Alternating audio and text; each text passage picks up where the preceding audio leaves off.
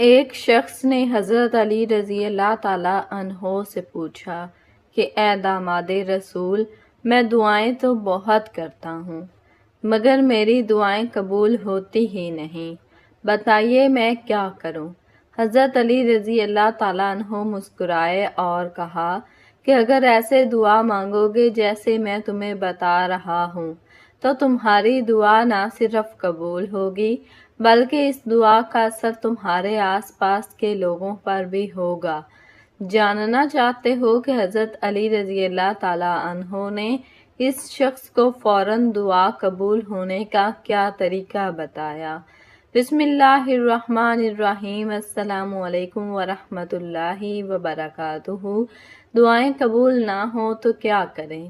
اکثر لوگوں کا شکوہ ہوتا ہے کہ ان کی دعائیں قبول نہیں ہوتی۔ حقیقت اور وجہ کیا ہے کہ دعائیں قبول نہیں ہوتی؟ ہم آپ کو یہ بھی بتائیں گے کہ وہ کون سی دعا ہے جو کبھی رد ہوتی ہی نہیں۔ حضرت علی رضی اللہ تعالیٰ عنہ کا بتایا گیا وہ طریقہ جس سے دعا فوراً قبول ہوتی ہے۔ محترم ناظرین، دعا یہ محض چند الفاظ کا مجموعہ نہیں بلکہ زندگی کی وہ صدائے نیاز ہے جو عرش الہی کو ہلا دیتی ہے۔ وہ رشتہ ہے جو زمین کے بندے کو آسمان کے رب سے جوڑتا ہے۔ دعا دل کی سچائی، آنکھوں کی نمی اور روح کی عاجزی کا نام ہے۔ جب ایک بندہ تنہائی میں ہاتھ اٹھاتا ہے اور کہتا ہے یا اللہ، تو ساتوں آسمان اس کی پکار کے منتظر ہوتے ہیں، دعا وہ راز ہے جو بندے کو رب کے سب سے قریب لے جاتا ہے۔ یہی وجہ ہے کہ رسول اللہ صلی اللہ علیہ وسلم نے فرمایا، الدعاء مخ العبادۃ، دعا عبادت کا مغز ہے، کیونکہ عبادت کا اصل مقصد رب کی طرف رجوع، اس کے آگے جھک جانا، اس کی رضا تلاش کرنا ہے، اور دعا ان سب کی خوبصورت ترین شکل ہے۔ دعا بندگی کی روح ہے، دعا وہ چراغ ہے جو مایوسی کے اندھیروں میں امید کی روشنی بن کر جلتا ہے۔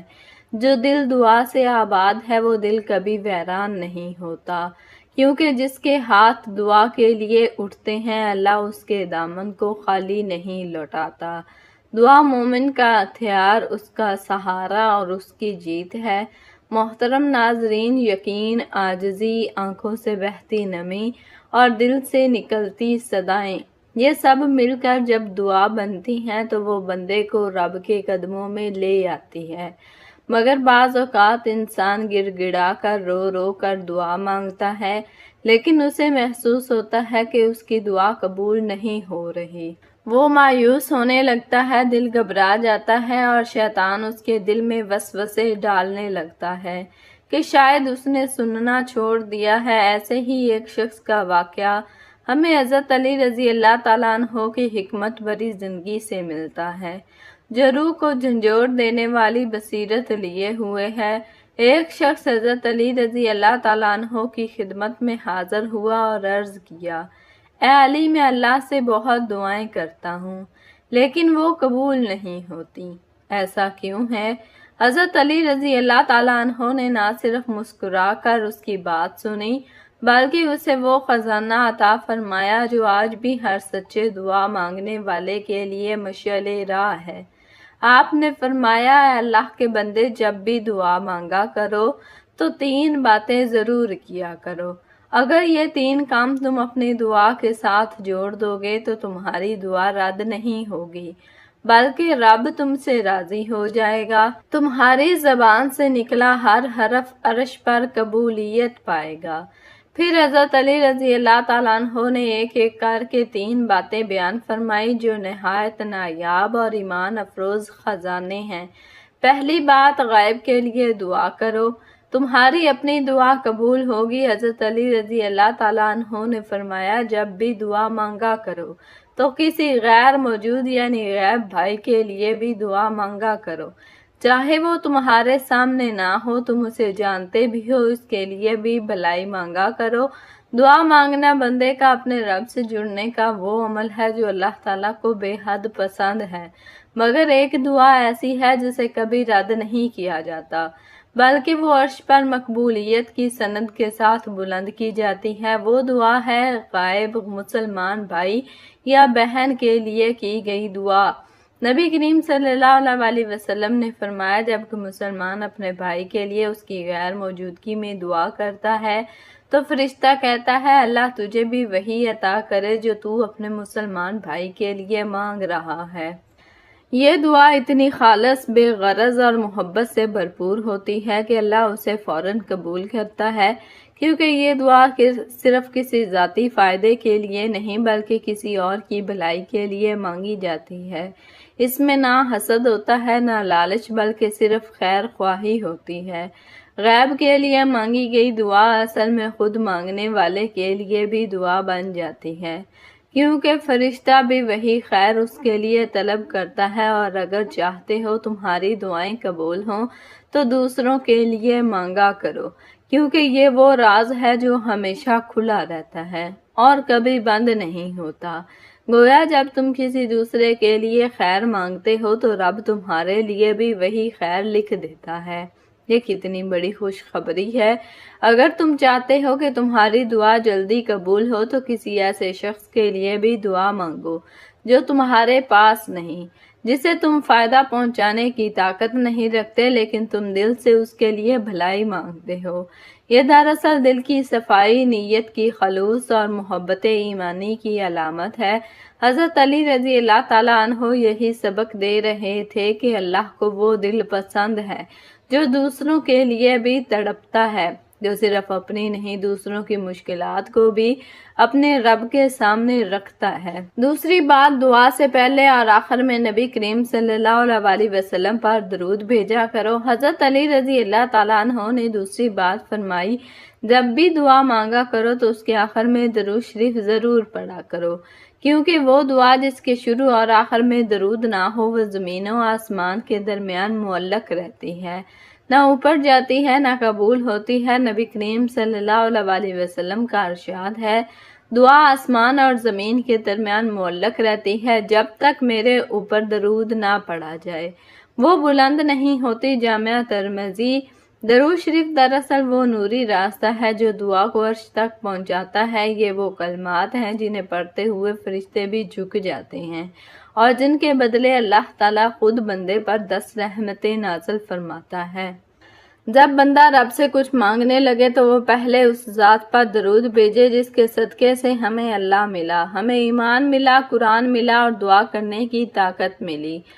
جب ہم اپنے نبی صلی اللہ علیہ وسلم کو یاد کرتے ہیں تو اللہ ہماری یاد کو شرف قبولیت دیتا ہے۔ تیسری بات، اپنے نبی صلی اللہ علیہ وسلم کے لیے بھی دعا مانگا کرو۔ حضرت علی رضی اللہ تعالیٰ عنہ نے فرمایا، جب بھی دعا مانگو تو اپنے نبی صلی اللہ علیہ وسلم کو نہ بھولا کرو، ان کے لیے بھی دعا مانگا کرو۔ اے اللہ ہمارے نبی پر سلام ہو، ان کی آل پر رحمتیں ہوں، ان کے درجات بلند ہوں، ان کی امت کو ان کے صدقے معاف فرمائے۔ یہ سنت صرف محبت نہیں بلکہ ایمان کا حصہ ہے۔ نبی کریم صلی اللہ علیہ وسلم کی عظمت کو یاد کرنا، ان کے لیے دعا کرنا اللہ تعالیٰ کو بے حد محبوب ہے۔ اللہ تعالیٰ نے خود قرآن میں فرمایا، بے شک اللہ اور اس کے فرشتے نبی پر درود بھیجتے ہیں، اے ایمان والو تم بھی ان پر درود و سلام بھیجو۔ جب بندہ اپنے نبی کے لیے دعا کرتا ہے تو اللہ اس بندے سے خوش ہو جاتا ہے کہ یہ میرا شکر گزار بندہ ہے جو میرے محبوب کو بھولتا نہیں، جو اپنی حاجتوں میں بھی اپنے نبی کو یاد رکھتا ہے۔ اللہ تعالیٰ ایسے دل کو خالی نہیں لوٹاتا۔ حضرت علی رضی اللہ تعالیٰ عنہ کے ان 3 اصولوں میں صرف دعا کی قبولیت کا راز نہیں بلکہ زندگی کا ایک مکمل اصول ہے۔ دوسروں کے لیے خیر مانگو، اللہ تمہارے لیے خیر لکھ دے گا۔ نبی کریم صلی اللہ علیہ وسلم پر درود بھیجو، دعا کی راہیں کھل جائیں گی۔ نبی کریم صلی اللہ علیہ وسلم کو دعا میں شامل رکھو، اللہ تم سے راضی ہو جائے گا۔ جو شخص ان 3 رازوں کے ساتھ دعا کرتا ہے اس کی دعا آسمانوں کو چیرتی ہوئی عرش تک جا پہنچتی ہے۔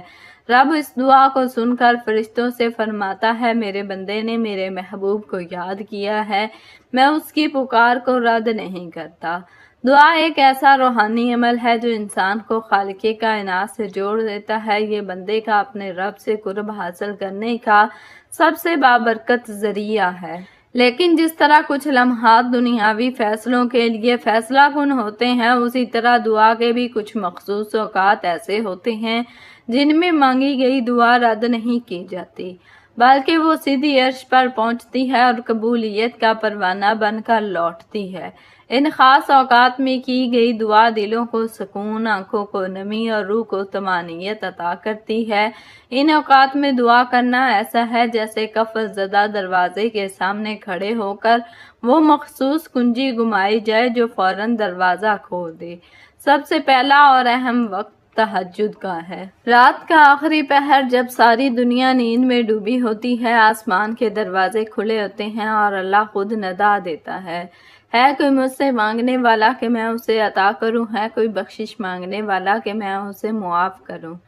تہجد کے وقت مانگی گئی دعا اللہ کو بے حد محبوب ہوتی ہے، کیونکہ وہ وقت اخلاص، سکوت اور تنہائی کا ہوتا ہے، جہاں بندہ صرف اپنے رب سے ہم کلام ہوتا ہے۔ دوسرا وقت سجدے کی حالت ہے۔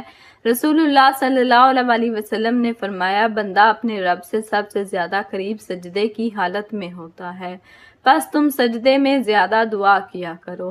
سجدہ عاجزی کی انتہا ہے اور یہی وہ مقام ہے جہاں بندہ خود کو اللہ کے حضور مکمل طور پر جھکا دیتا ہے۔ اس لمحے مانگی گئی دعائیں اللہ کے قرب کا سبب بنتی ہیں۔ تیسرا وقت اذان اور اقامت کے درمیان کا ہے۔ نبی کریم صلی اللہ علیہ وسلم نے فرمایا، اذان اور اقامت کے درمیان مانگی جانے والی دعا رد نہیں کی جاتی۔ یہ وہ لمحہ ہے جب دل اللہ کے ذکر سے لبریز ہوتا ہے اور فضا روحانیت سے معمور ہوتی ہے۔ چوتھا وقت جمعہ کے دن عصر کے بعد کا لمحہ ہے۔ نبی کریم صلی اللہ علیہ وسلم نے فرمایا، جمعہ کے دن ایک ساتھ ایسی ہے کہ جو بندہ اس میں دعا کرتا ہے اللہ اسے ضرور قبول فرماتا ہے۔ علماء کے مطابق یہ وقت مغرب سے کچھ پہلے ہوتا ہے جب دلوں میں سکوت اور توجہ زیادہ ہوتی ہے۔ پانچواں وقت روزے دار کے افطار کا لمحہ ہے۔ نبی کریم صلی اللہ علیہ وسلم نے فرمایا، روزے دار کی دعا افطار کے وقت رد نہیں کی جاتی۔ روزہ نفس کی تربیت ہے اور جب روزے دار افطار سے پہلے اللہ سے مانگتا ہے تو وہ دعا بھوکے پیاسے دل کی پکار بن کر عرش تک پہنچتی ہے۔ یہ تمام اوقات اللہ سے لو لگانے، اس کی رحمتوں کو پکارنے اور اپنی حاجتیں پیش کرنے کے سنہری لمحات ہیں۔ ان لمحات کو پہچان کر جب دل سے دعا کی جاتی ہے تو اللہ نہ صرف سنتا ہے بلکہ عطا بھی کرتا ہے۔ ان اوقات میں دعا کرنا صرف فائدہ نہیں بلکہ ایک روحانی ہتھیار ہے جو ہر مصیبت کو مات دے سکتا ہے۔ ناظرین، ویڈیو کیسی لگی؟ ویڈیو کو لائک کر دیں، شیئر کر دیں۔ مزید ایسی ویڈیوز اور معلومات کے لیے ہمارے چینل کو سبسکرائب کر دیں۔ جزاکم اللہ خیراً کثیر۔